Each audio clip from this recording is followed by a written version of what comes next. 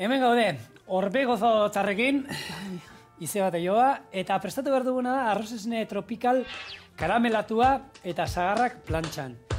Tropikala zeati deitu diot, botako diogulako, hemen daukagu koko esnea.